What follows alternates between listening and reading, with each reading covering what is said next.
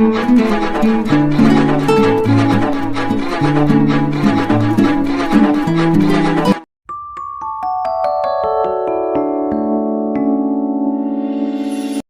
की प्रक्रिया शुरू हो गई। आशा के अनुरूप पश्चिम बंगाल में इलेक्शन कमीशन के इस कैंपेन का विरोध भी शुरू हुआ।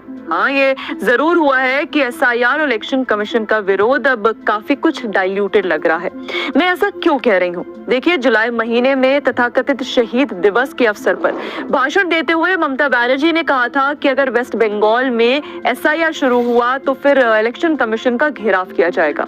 जिन्हें नहीं पता उनके लिए ये बता देती हूँ कि लेफ्ट फ्रंट के कारण लगभग 5 दशकों से वेस्ट बंगाल में राजनीतिक विरोध का अर्थ होता है घेराव कर लेना। सरकार का विरोध करना है तो स्टेट सेक्रेटेरिएट का घेराव कर लो, केंद्र सरकार का विरोध करना है तो उसकी एजेंसीज जैसे सीबीआई या ईडी का घेराव कर लो, अमेरिका का विरोध करना हो तो अमेरिकन कॉन्सुलेट का घेराव कर लो। तो घेराव की इसी राजनीति के तहत ममता बनर्जी ने ये अनाउंस किया था कि अगर राज्य में एसआईआर हुआ तो वे इलेक्शन कमीशन का घेराव करेंगी। ये बात और है कि अब जब इलेक्शन कमीशन ने एसआईआर कंडक्ट करने को ऑफिशियल अनाउंसमेंट कर दिया है तो ममता बनर्जी के विरोध की आवाज धीमी पड़ गई है।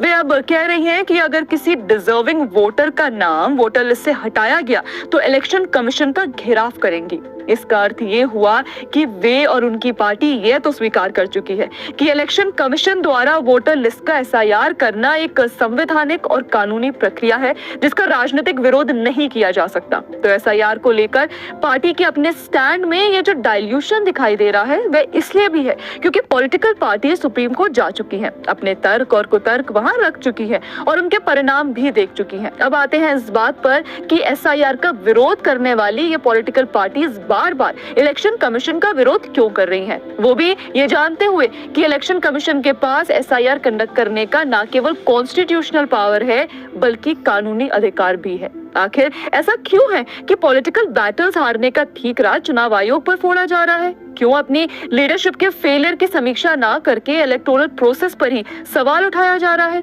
दरअसल ऊपर से देखने में तो यही लगता है कि यह विरोध पॉलिटिकल फ्रस्ट्रेशन का नतीजा है। पॉलिटिकल फ्रस्ट्रेशन इस बात का कि सारे प्रयास करके भी ये पॉलिटिकल पार्टीज बीजेपी और नरेंद्र मोदी पर किसी तरह की इलेक्टोरल विक्ट्री अचीव नहीं कर पा रही है। पर क्या इस बात से इनकार किया जा सकता है कि ये काम देश की डेमोक्रेसी को और उसके लिए जिम्मेदार संस्थाओं को बदनाम करने के लिए किया जा रहा है? आखिर अगर पॉलिटिकल पार्टीज ये मानकर चलती है कि कोई डेमोक्रेसी केवल आरोपों से चलेगी तो आरोप तो इन पॉलिटिकल पार्टीज पर भी लगाए जा सकते हैं। ये और बात है कि इलेक्शन कमीशन अपना काम छोड़कर इस तरह के राजनीतिक पचड़ों में नहीं पड़ना चाहता और ये अच्छा भी है। इलेक्शन कमीशन का काम दुनिया की सबसे बड़ी डेमोक्रेसी में ढंग से चुनाव कराना है, ना कि पॉलिटिकल पार्टी से लड़ना। पर फिर भी सवाल तो उठता है कि अपनी राजनीतिक और चुनावी लड़ाई ना जीत पाने के कारण इलेक्शन कमीशन पर हमले करना कहां तक उचित है?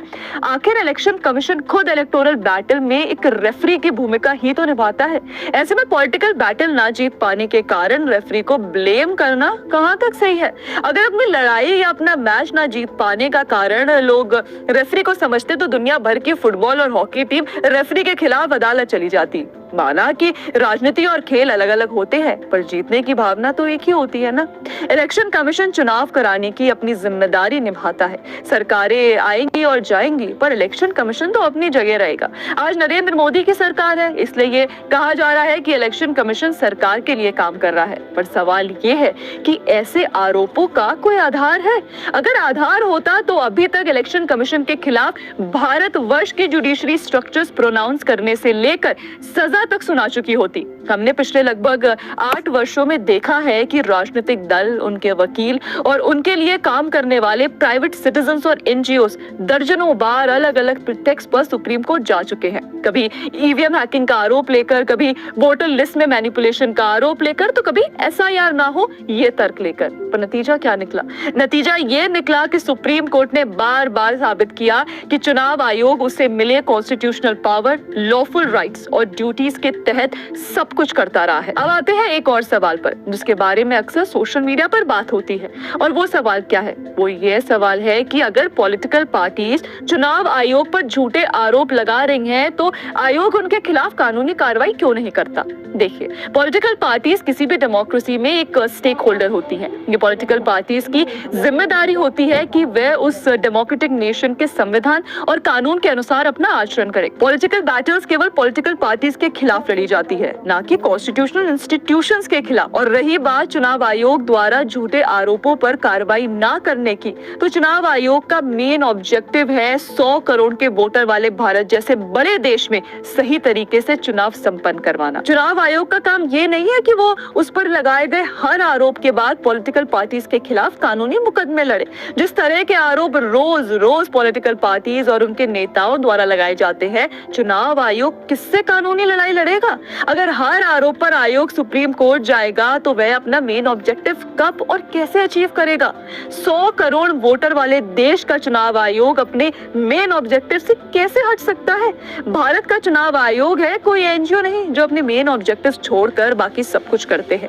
वे देश में हो रहे विकास के खिलाफ अदालत जाते हैं, सेंट्रल विस्ता प्रोजेक्ट को रोकने के लिए अदालत जाते हैं, न्यूक्लियर पावर प्लांट बनाने के खिलाफ अदालत जाते हैं, और मिल फैक्ट्रीज के सामने प्रोटेस्ट भी करवाते हैं। हम चुनाव आयोग से यह अपेक्षा नहीं कर सकते कि वो अपना काम छोड़कर पॉलिटिकल पार्टीज, प्राइवेट सिटीजन्स और एनजीओ के खिलाफ मुकदमे कराते रहे। हमारे देश और उसकी संस्कृति में कर्तव्य को ही धर्म माना गया है। ऐसे में आवश्यक है कि हर कोई अपना अपना धर्म निभाए, राजनीतिक दल अपना धर्म निभाए और चुनाव आयोग अपना। और अगर हम भारतीय लोकतंत्र के तमाम स्टेक होल्डर्स को इस कसौटी पर परखेंगे, तो मुझे बताने की जरूरत नहीं है कि कौन अपना धर्म निभा रहा है और कौन नहीं। अंत में यही कहूंगी कि भारतीय लोकतंत्र न केवल चुनाव आयोग से ऊपर है, बल्कि राजनीतिक दल और उसके नेताओं के भी ऊपर है। संविधान ने लोकतंत्र के सभी स्टेक होल्डर्स के अधिकार, कर्तव्य और पावर्स तय कर रखे हैं। यह इस देश के लोकतंत्र के हित में है कि सारे स्टेक होल्डर्स इस बात का ध्यान रखते हुए अपनी अपनी भूमिका निभाएं।